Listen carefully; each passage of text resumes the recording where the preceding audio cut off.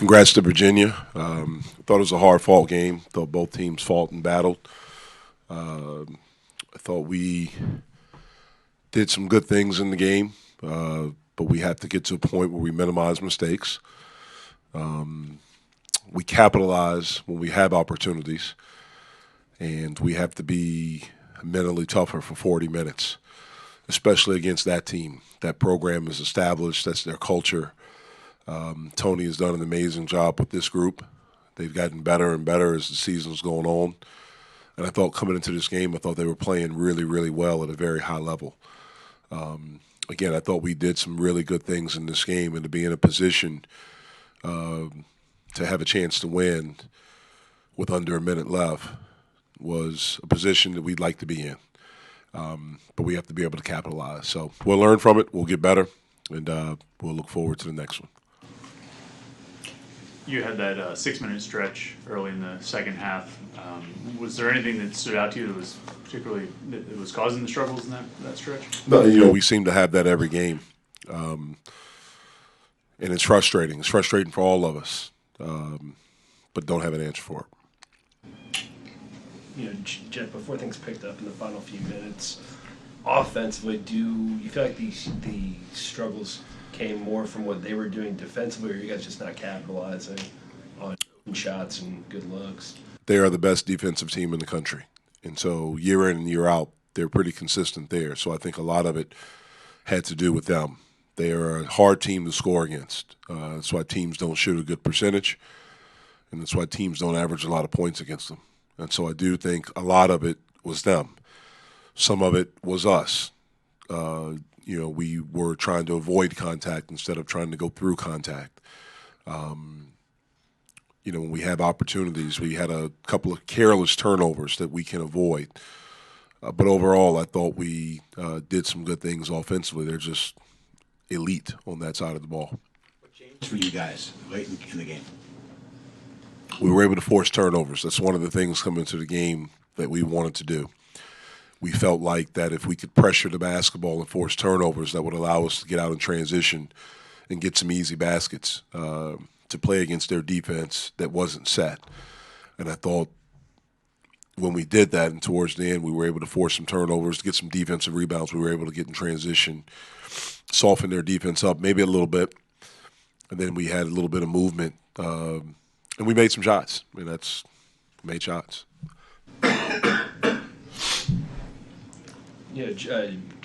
Given what you guys do as a team, with a couple good and fast and athletic dribble penetrators in X and Trey, and with some of your struggles from outside this year, how much more difficult is a matchup playing a defense like that really tries to limit those close looks to the basket? I don't think it matters what kind of offense you have. I think anyone that's played against Virginia, with the exception earlier in the year, Purdue, has struggled to score against them. I just think that's the way their defense is built, whether you're a transition team, whether you're a shooting team like Notre Dame, no matter what, they were able to kind of strangle you. Certainly for us, the strength of our team is penetration, is trying to get paint touches. We've been incredibly inconsistent shooting the basketball, so it's frustrating just about every game. We had talked some about these road games, about the split between the first and the second half. This was obviously one where it was in the final 4 minutes when things really picked up. Is there something about this team or with this team where it seems like they don't really get fully ignited until their backs are really up against the wall, and they kind of have to. They don't really have much of a I don't agree with that statement. I don't think fully ignited. We may start making shots late, but I think we're come ready to play most of the time. And that's what I think of fully ignited, like you're ready to play, you're juiced up. I think we have that. I just think when you go through lulls, 6 minutes today, 5 minutes in another game, whatever, and you don't score, when you're not experienced and you're not mature, that affects everything. It affects body language, it affects defense, it affects rebounding.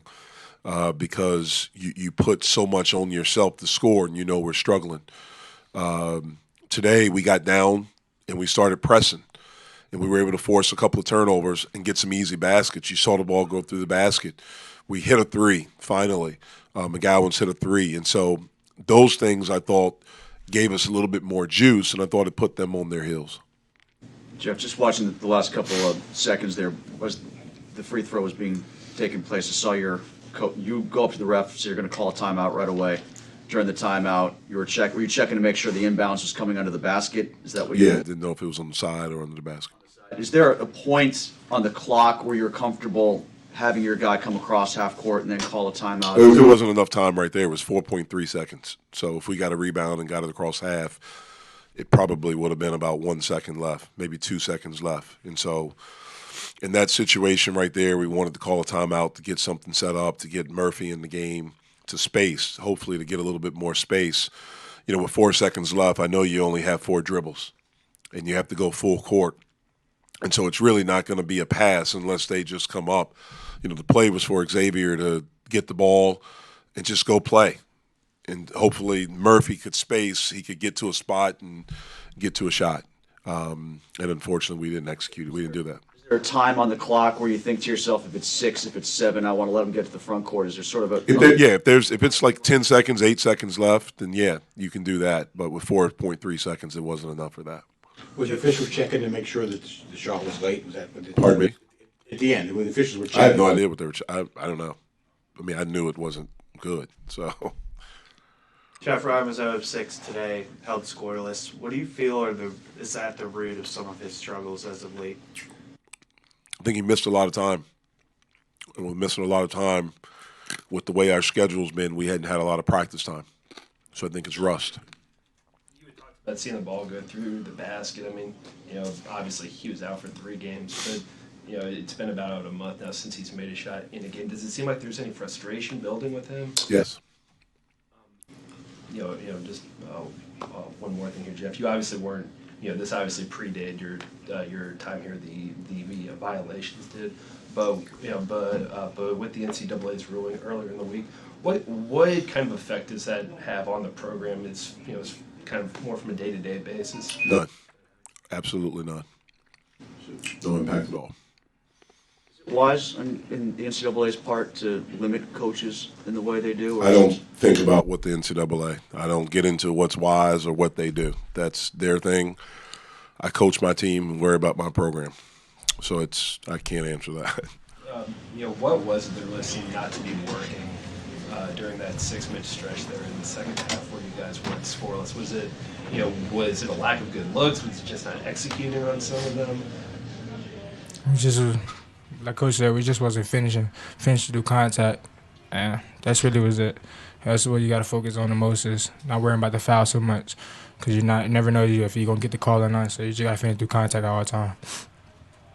So what did you feel like really powered you guys on that late run that you went on? We were the aggressor. So I mean, when coach told us to go 33 on them, the 1-2-2, 1-2-1-1 press, I think that helped us turn around because we're a good defensive team, and that's what we excel at. You were able to turn them over, I think, 16 times. How important was that to your offense, especially the way when their defense gets a chance to sit up, how dangerous they are? That's good because that just gets in the fast break, and that's where we're capable of playing at. Was there a temptation for you to take that last shot rather than pass it off? No, the play was actually for me to go downhill and hand the ball off to Murph. Which you did. Yeah.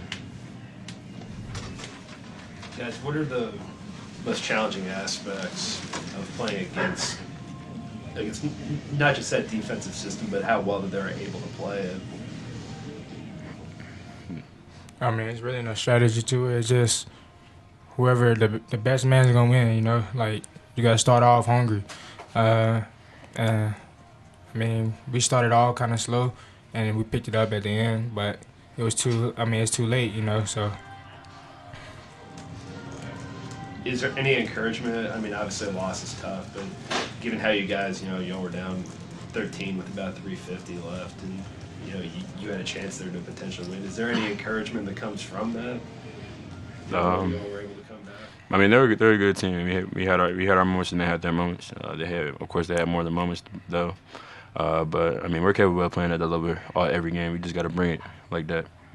You know, is there something, given how that game finished, where you guys see or think that there may be transferable elements of that late run that, hey, we did these things well, then there's kind of some sense that can continue and you guys can implement that going forward?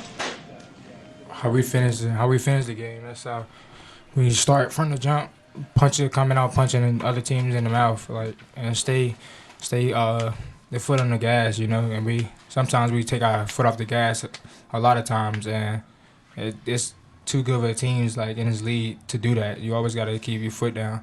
So. Adis, what's been the mood of the team through the last few weeks when you guys have had some problems? I mean, it's frustrating, but it's like at the same time we all here together, you know. So like, you just gotta find a way to get out this hole we in right now, and it's one thing we can do is move forward and just keep pushing and keep grinding through it. So. Alex, what do you feel like is causing you guys to have struggles from 3-point range? Do you feel like you're getting good looks and they're not just falling, or are you forcing some things? Some are good looks, and some of us we just gotta step up and just have enough confidence to shoot them. Because I think we have some pretty good shooters on the team. We're just not showing on the court. You know, what was the against them when y'all were on offense? What was the general plan going into the game, especially given how well that they can limit dribble penetration and shots close to the basket? Us on offense or us on both sides? You all on offense. I mean, it was just to play our regular game. Get out, play D, get on fast breaks, turn them over, get on fast break, execute, and just finish through contact. For a team that plays as slow as they do, how difficult or what's the challenge in trying to speed them up? I mean, it's a big challenge because they're a slow team, like you said. So we gotta put more pressure on them, and you gotta turn them over. And we did that some of the game, but we got to do it for a whole 40.